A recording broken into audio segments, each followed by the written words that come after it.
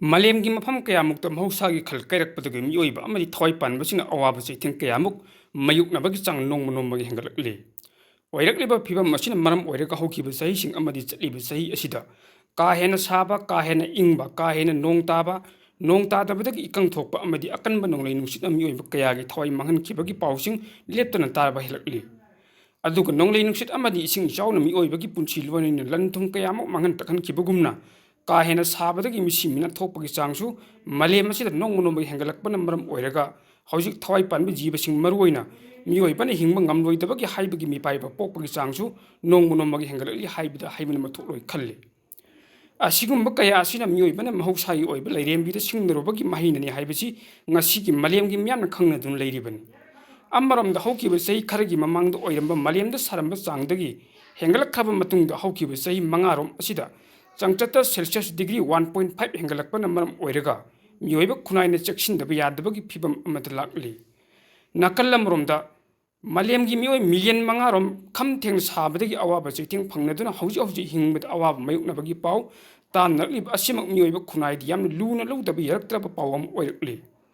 Hauji malemgi oina ayingasa nong nungsiki achauba ahongba lakpa asidagi malemda leiriba thawai panba kayana awaba chaiting phangnaklib asidagi matau karam tawraga malemgi mahusagi khal kaidana thangbadagi haibagi maramda malemgi akhang ai kayana malemgi mahusagi khal kaidanaba thamnabagi tangai phadaba World Environment Day gi thoram pangthoknabagi warep lawthaba matungda malemgi leipak kayagi miyamna thoram masi pangthoknabagi loinana malemgi akoibagi phibamda hongnakliba asidagi kannaba makhal kayagi polamsing mioibana sijinnabada kanglon chumna sijinnanaba loinana malemni upal wapal thajinnabagi thorang paikhatnaba horukli.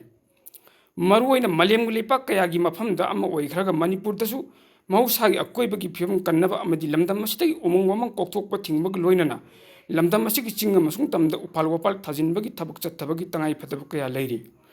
Adubu thenglabasu thengna haukiba sahi kharadagi lamdam asidi upal wapal thabagi thorang state lengak amadi lanai lup kayaga khusamnarga pangthorakpa horakpa simakti afaba thorangni haibi yai.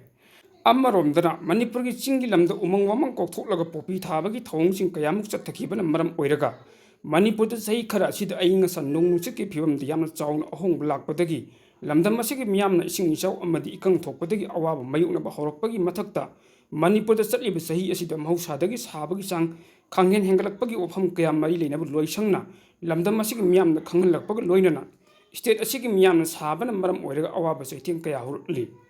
Maram maduna ngasigi lamdam asigi miyamna laingakki mari leinaba umang wamang loisangga kusamnaraga upal wapal thabagi thabak hojik chathariba asigi mathakta ngasigi lamdam asigi laingak asina akhanaba thorang lakhotpaga mathakta makhatana hiram masida Ahenba Mityeng Changbiyu mathau yamna tarli.